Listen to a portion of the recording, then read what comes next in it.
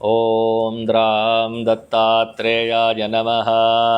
ಓಂ ಐಂ ಹ್ರೀಂ ಶ್ರೀಂ ಲಲಿತಾಂಬಿಕಾಯೈ ನಮಃ. ಎಲ್ಲ ಧರ್ಮಬಂಧುಗಳಿಗೂ ಕೂಡ ಸದ್ಗುರು ದತ್ತಾತ್ರೇಯರ ವನದುರ್ಗಾ ಮಾತೆಯ ದಿವ್ಯ ಕೃಪಾಶೀರ್ವಾದವನ್ನು ಪ್ರಾರ್ಥನೆ ಮಾಡ್ತಾ ಈ ದಿನದ ದತ್ತಧಾರೆ ಕಾರ್ಯಕ್ರಮಕ್ಕೆ ಸ್ವಾಗತ ಮಾಡ್ತಾ ಇದ್ದೀನಿ. ಇವತ್ತಿನ ದಿನ ಸೋಮವಾರ ಅಂದರೆ ನಿಮಗೆಲ್ಲ ಗೊತ್ತಿದೆ, ಶಿವನಿಗೆ ಬಹಳ ಪ್ರೀತವಾಗಿರತಕ್ಕಂತಹ ವಾರ ಅಂತ. ಹಾಗೆ ಇವತ್ತು ಸಪ್ತಮಿ ತಿಥಿ ಬಂದಿದೆ. ಸಪ್ತಮಿ ಆಷಾಢ ಮಾಸ ಸೋಮವಾರ ಬಂದಿರುವಂಥದ್ದು. ನಾನು ಹೇಳ್ತಾ ಇದ್ದೆ, ಮನೆಯಲ್ಲಿ ವಿದ್ಯಾಭ್ಯಾಸದಲ್ಲಿ ಮಕ್ಕಳಿಗೆ ವಿದ್ಯಾಭ್ಯಾಸದ ತೊಂದರೆ ಆಗ್ತಾ ಇರುತ್ತೆ. ಸಾಕಷ್ಟು ಜನ ಇದನ್ನು ನನಗೆ ಹೇಳ್ತೀರಿ, ಏನು ಮಾಡಬೇಕು ಅಂತ. ಮನಸ್ಸು ಸಿಕ್ಕಾಪಟ್ಟೆ ಚಂಚಲ. ನನ್ನ ಮಗ ಕುಡಿತಾನೆ, ನಮ್ಮ ಯಜಮಾನರು ವಿಪರೀತ ದುರಭ್ಯಾಸವನ್ನು ಕಲ್ತ್ಕೊಂಡಿದ್ದಾರೆ, ಮನೆಗೆ ಬಂದಾಗ ಬರೀ ಜಗಳ ಆಡ್ತಾರೆ, ಒಂದು ನಿಮಿಷ ಇದ್ದ ಹಾಗೆ ಒಂದು ನಿಮಿಷ ಇರೋದಿಲ್ಲ, ಪ್ರಾರ್ಥನೆ ಮಾಡ್ತಾರೆ, ನಾನು ಮಾಡಿದ ತಪ್ಪಾಯಿತು ಅಂತಾರೆ, ತಿರ್ಗಾ ಮಾರನೇ ದಿನ ಬೆಳಗ್ಗೆ ಯಥಾವಿಧಿಯ ಹಾಗೆ ಪ್ರಾರಂಭ ಮಾಡ್ತಾರೆ. ಇದಕ್ಕೆ ನಾವು ಏನು ಮಾಡಬೇಕು ಅಂತ ಸಾಕಷ್ಟು ಜನ ಪಾಪ ಬಂದವರು ಹೇಳ್ತೀರಿ, ಕಾಮೆಂಟ್ ಕೂಡ ಹಾಕ್ತಾ ಇರ್ತೀರಿ. ಇದಕ್ಕೆ ಒಂದು ಸಣ್ಣ ಪರಿಹಾರವನ್ನು ನಾನು ತಿಳಿಸ್ಕೊಡ್ತೀನಿ. ಯಾರ್ಯಾರ ಮನೆಯಲ್ಲಿ ಈ ರೀತಿಯಾದ ಒಂದು ಬಾಧೆ ಆಗ್ತಾ ಇರುತ್ತೆ, ಅವರು ಇವಾಗ ಮಗ ಕುಡಿತಾ ಇದ್ದಾನೆ ಅಥವಾ ಯಜಮಾನರು ಮನೆಯಲ್ಲಿ ಕುಡಿತಾ ಇದ್ದಾರೆ, ಕುಡಿಯೋ ಚಟನ ಬಿಡಿಸ್ಬೇಕು. ಹೇಗೆ ಬಿಡಿಸೋದು ಅನ್ನೋದೊಂದು ಬಹಳ ಸಮಸ್ಯೆ. ಇದಕ್ಕೆ ಬಹಳ ಒಂದು ಸರಳ ಪರಿಹಾರ ಏನಪ್ಪ ಅಂತಂದರೆ, ಕೇವಲ 7 ಮೆಣಸುಗಳನ್ನು ತಗೊಂಡು, 7 ಮೆಣಸು ಕಾಳನ್ನು ತಗೊಂಡು ಯಾರು ಕುಡಿತಾ ಇದ್ದಾರೋ ಅವರನ್ನು ನೆನೆಸ್ಕೊಳ್ಳಿ. ಈ ಥರ ಕುಡಿದು ದುರಭ್ಯಾಸ, ಕುಡಿಯೋದು ಅಂತಲೇ ಅಲ್ಲ, ಬೇರೆ ದುರಭ್ಯಾಸ ಏನೇ ಇರಲಿ, ಅದು ಆ ದುರಭ್ಯಾಸಗಳ ವರ್ಣನೆ ಬೇಡ. ದುರಭ್ಯಾಸ ನಡೀತಾ ಇದೆ ಮನೆಯಲ್ಲಿ, ಅಸಮಾಧಾನ, ಅಶಾಂತಿ. ಇದಕ್ಕೆ ಏನು ಮಾಡಬೇಕು ಅನ್ನುವಾಗ 7 ಮೆಣಸು ಕಾಳುಗಳನ್ನು ತಗೊಳ್ಳಿ. ಸೋಮವಾರ ಬಂದಿದೆ, ರಾತ್ರಿ 9 ಗಂಟೆ ನಂತರ ಅಥವಾ ಬೇಗ ಮಲ್ಕೊಳ್ತೀವಿ ಅಂದರೆ 8 ಗಂಟೆ ನಂತರ ಕೈಯಲ್ಲಿ 7 ಮೆಣಸುಗಳನ್ನು ಹಿಡ್ಕೊಳ್ಳಿ.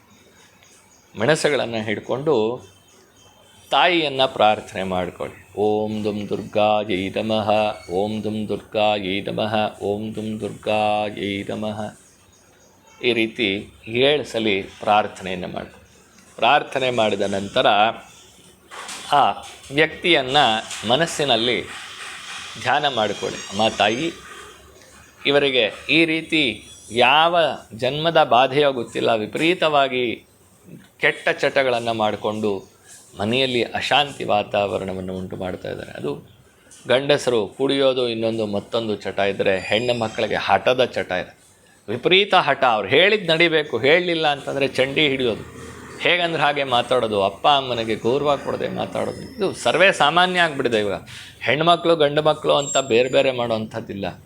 ಅಪ್ಪ ಅಮ್ಮ ಅನ್ನೋರು ಯಾರು ಅಂತಂದರೆ ಇವಾಗ ಮಕ್ಕಳಿಗೆ ಗುಲಾಮರಾಗಿರಬೇಕು. ಹಾಗಿದ್ರೆ ಮಾತ್ರ ಅಪ್ಪ ಅಮ್ಮ.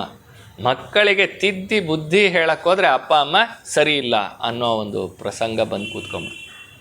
ಅಂತಹವರು ಮನೆಯಲ್ಲಿ ಏನು ಮಾಡಬೇಕು, ಈ ರೀತಿ ಹಿಡ್ಕೊಂಡು 7 ಸಲ ದುಂ ದುರ್ಗಾಯೈ ನಮಃ ಅಂತ ಪ್ರಾರ್ಥನೆ ಮಾಡಿಕೊಳ್ಳಿ. ಹಾಗೆ ದುರ್ಗಾ ಸಪ್ತಶ್ಲೋಕಿ ಅಂತ ಹೇಳಿ ಯೂಟ್ಯೂಬಲ್ಲಿ ಕೇಳಿಸ್ಕೊಳ್ಳಿ. ಜ್ಞಾನಿ ನಾಮಪಿ ಚೇತಾಂಸಿ ದೇವಿ ಭಗವತಿ ಹಿಸಾ ಅಂತ ಆ ದುರ್ಗಾ ಸಪ್ತಶತಿಯ ಆಯ್ದ ಭಾಗಗಳು ಸಪ್ತಶ್ಲೋಕಿ ಅಂತ. ಈ ಸಪ್ತಶ್ಲೋಕಿಯನ್ನು ಹೇಳಿಕೊಂಡ್ರೆ ದುರ್ಗಾ ಸಪ್ತಶತಿ ಪಾರಾಯಣ ಮಾಡಿದಂತಹ ಒಂದು ಪುಣ್ಯ ನಮಗಾಗತ್ತೆ ಅಂತ ಹೇಳಿ. ಅಂತಹ ಸಪ್ತಶ್ಲೋಕಿಯನ್ನು ನಿಮಗೆ ಸಾಧ್ಯ ಆದರೆ ಕೇಳಿ. ಅಯ್ಯೋ, ನಮ್ಮ ಮನೇಲಿ ಹಾಕಿದ್ರೆ ಏನಾದರೂ ಗಲಾಟೆ ಮಾಡಿಬಿಡ್ತಾರೆ ಅನ್ನೋದಾದರೆ ಮನಸ್ಸಲ್ಲಿ ದುರ್ಗಾದೇವಿಯನ್ನು ಪ್ರಾರ್ಥನೆ ಮಾಡ್ಕೊಳ್ಳಿ.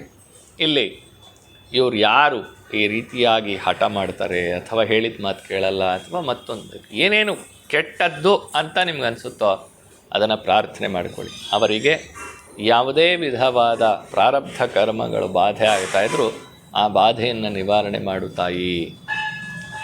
ಆ ಬಾಧೆಯನ್ನು ನಿವಾರಣೆ ಮಾಡುವಂತ ಯಾಕೆ ಅದರಲ್ಲಿ ಹೇಳ್ತೀವಿ ಅಂತಂದರೆ, ಸರ್ವ ಬಾಧಾ ಪ್ರಶಮನಂ ಅನ್ನೋದೇ ಕೊನೆ ಶ್ಲೋಕ.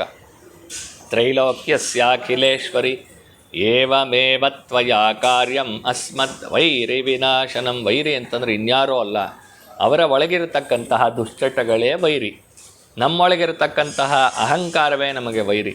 ಆ ರೀತಿಯಾದ ವೈರಿಯನ್ನು ನಾಶ ಮಾಡುವಂಥ ಪ್ರಾರ್ಥನೆ ಮಾಡಿಕೊಂಡು ಆ 7 ಕಾಳುಗಳನ್ನು ಮನೆಯಿಂದ ಹೊರಗಡೆ ತೊಗೊಂಡು ಹೋಗಿ ತುಳಿದೇ ಇರೋ ಜಾಗದಲ್ಲಿ ಹಾಕ್ಬಿಟ್ಟು ಬನ್ನಿ. ಮನೆ ಕಾಂಪೌಂಡ್ ಒಳಗಡೆ ಅಲ್ಲ, ಮನೆಯಿಂದ ಆಚೆ ಯಾರು ತುಳಿಬಾರ್ದು ಅಂತಹ ಜಾಗದಲ್ಲಿ ಹಾಕಿ ಬಂದು ಕೈಕಾಲು ತೊಳ್ಕೊಳ್ಳಿ. ಹೀಗೆ ಪ್ರತಿ ಸೋಮವಾರಗಳಲ್ಲಿ ಮಾಡ್ತಾ ಹೋಗಿ. ಎಷ್ಟು ವಾರ ಮಾಡಬೇಕು, ನಿಮಗೆ ಸರಿಯೋಯ್ತು ಅನ್ನೋವರೆಗೂ ಮಾಡ್ತಾ ಹೋಗಿ.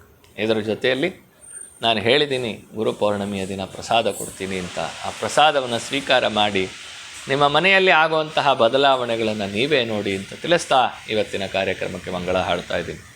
ಓಂ ಶಾಂತಿ ಶಾಂತಿ ಶಾಂತಿ. ಸದ್ಗುರು ದಿವ್ಯಚರಣಾರವಿಂದಾರ್ಪಣಮಸ್ತು.